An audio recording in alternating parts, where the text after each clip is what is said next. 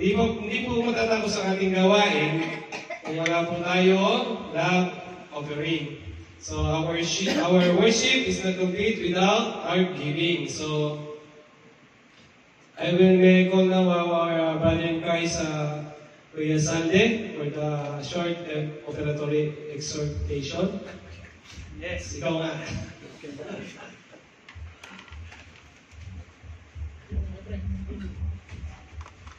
Praise God, purihin ang Diyos, ating narinig na banal na salita na hinatid ng ating Pastor Oscar. At tunay na na-bless at maraming natutunan ang bawat isa. At yun, hindi kumpleto ang ating pakikinig ng salita ng ating Panginoon kung hindi natin ito i-apply sa gawa. Kung kanina napakinggan natin yung words, ngayon, dadako naman tayo sa application. Ang offertory exhortation. Ito po yung pagbibigay. Ang ating verse ngayon sa giving, offertory, ay hango sa Deuteronomy 28:1.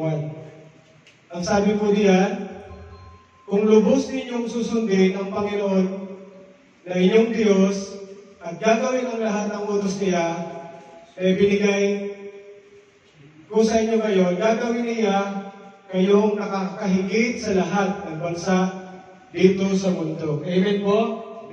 Ayun, may maiksi po niya kung yung hindi nakakaintindi ng Tagalog, meron naman po tayong English. Buti naman. Deuteronomy chapter 28 verse 2. All these blessings will come upon you and accompany you if you obey the Lord your God. Amen? Napakalinaw po. Ang lahat daw ng biyaya ay ibibigay ng Diyos kung tayo ay susunod sa Kanya. Amen po? Amen. Amen. Kaya po sa pagbibigay, i-apply naman natin itong pagsunod sa Kanya. Pinagpagdatan ko po ang aking pagbibigay na obedience, giving is a test of obedience. Amen po? Yes, Lord. Hallelujah once again, Lord. Salamat, Lord, sa patuloy na pribiliyo, buhay at pagkakataon, Lord, na kami, Lord, ay makatagpo ng iyong biyaya sa pamamagitan ng iyong mga banal na salita, Panginoon God, na nagsisilbing paalala sa amin, Lord, kung paano kami mamuhay dito sa mundo. Lord, nawa po ang iyong salita na aming maririnig ay aming may sa pamuhay, Lord. In Jesus' name, Amen. Yun. At nasimula ni Bro Job sa kanyang Proverbs 23:24, yung pagiging ama, kung paano tayo maging tunay na ama. At yun, sinundan naman ang word of God ni Tatay, kung paano tayo dapat maglingkod sa ating Panginoon.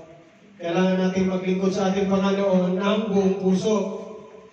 Dito naman sa pagbibigay, ganoon din po, kailangan tayong magbigay ng buong puso din sa ating Panginoon. Kasi hindi lang buong puso ang binigay sa atin ng Panginoon, kundi ang lahat upang tayo maligtas sa ating mga kasalanan.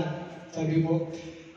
Yun, kailangan po dito, kung kanina binanggit ni Tatay na magkaroon tayo ng tapang sa paglilingkod ng buong puso, dito naman, kailangan natin magkaroon ng buong tapang upang ibigay kay Lord, ipagkatiwala kay Lord ang nararapat sa Kanya. At dahil sa paggawa natin dito, ng pagsunod sa ating Diyos, ay binanggit ng ating Tatay kanina na sinabi ng Diyos, alam ni Jesus sa Mark 10:29-30, Jesus said, I will guarantee this truth. Anyone who give up anything because of me will certainly receive 100 times as much. Di ba po? 100 times as much. Mahigit pa sa 100 kung magiging obedient tayo kay Lord. At ang salita ng Panginoon ay siguradong totoo. Naniniwala po ba kayo na kayang ibigay ni Lord 100 times as much? Amen. Yung ipinagkatiwala sa Kanya, ay natin sa Kanya. Kaya, yun, kailangan natin may apply yun sa ating buhay. Na, kaya kailangan nating maglingkod kay Lord o magbigay kay Lord sa lahat ng panahon. Kung sumahod man tayo ng unti, sumahod man tayo ng malaki, yung para kay Lord ay hindi natin dapat yun kinakalitaan. Sabi nga, God first, maging priority natin si Lord sa pagbibigay. Dahil pag inuna natin si Lord, sigurado, uunahin niya rin tayo. Hindi niya tayo pababayaan sa lahat ng aspeto ng ating buhay. Amen po ba? At yun, kapag tayo ay magbibigay, dapat mayroong pagmamahal at kagalakan sa ating puso. Dahil sinabi ng ating Panginoon na He loves a cheerful giver. Amen po ba? Amen. Kaya yun, kung sino yung naniniwala na ibibigay ni Lord 100 times fold kung ano ipinagkatiwala mo sa Kanya, ay pagpapalain ni Lord. Kaya tayo na po magbigay sa ating Panginoon. Amen po? Amen. Amen. Praise God. Salamat sa iyo. Yes, Lord. Salamat, Lord. Salamat sa iyong mga kaloob, Panginoon. Dito kami pinagpupula, Panginoon, Lord God. Mula mo ay inibig mo. Yes, Lord. At inakilubog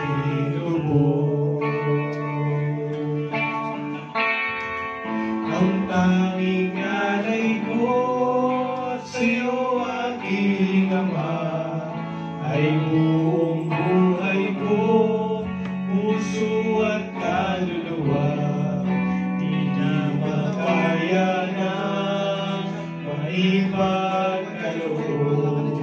ng aking hiyas.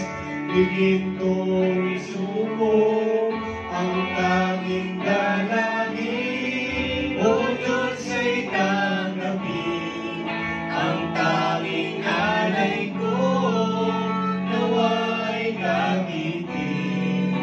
Ito lang ang Ama, wala nang iba pa akong iniibig.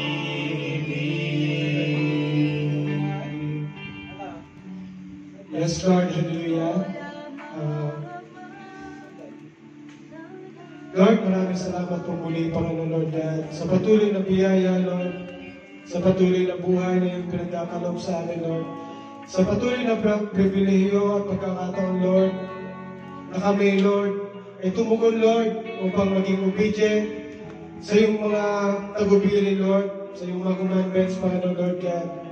At kalakip nito, Panginoon Lord God, ipinangako mo, Panginoon Lord God, na kung kami ay maging sumunod sa iyo ng buong puso, Panginoon Lord God, ay hindi niyo kami pagkukulangin, Panginoon Lord God, sa lahat ng aspeto ng aming buhay, Lord God.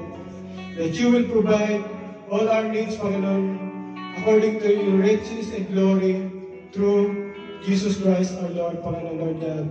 Salamat po, Panginoon Lord God, sa mga biyaya, Lord, sa aming trabaho, Panginoon Lord God, ay yung pinagkaloob sa amin, Lord. Patuloy yung pagpalain, Lord, ang aming mga kumpanya, Panginoon Lord God, dito sa Saudi Arabia, Panginoon Lord God, upang patuloy na maging daluyan ng pagpapala, Lord, patungo sa amin, Lord. At naman kami, Panginoon Lord God, ay bigyan niyo ng puso, Panginoon Lord God, upang ipagkatiwala sa inyo, Panginoon Lord God, ang aming mga pinansyal na bagay, Panginoon Lord God. Lord, i-bless niyo muli, Panginoon Lord God, ang halagang nahalikong, Panginoon Lord God. Bless niyo, Panginoon Lord God, mga nagbigay, Panginoon Lord God. At Panginoon, kayo ang maging lahat sa amin, Lord. Kayo ang maging sentro ng buhay namin, Panginoon Lord God. Patuloy niyo kaming turuan, Lord. Magkaroon ng puso, mapagmahal, mapagbigay, Panginoon Lord God. Dahil, Panginoon Lord God, dito niyo ibinubuhos ang pagpapala, Panginoon Lord God, na nagmumula sa inyo. Hindi na uubos, Panginoon Lord God. Bagkos, Panginoon Lord God, ay umaapaw, Panginoon Lord God, para sa amin, Lord. Lord, salamat po muli sa iyo namin tinataas ang lahat. In the name of your Son, Jesus Christ. Amen and amen. Hallelujah. Praise God.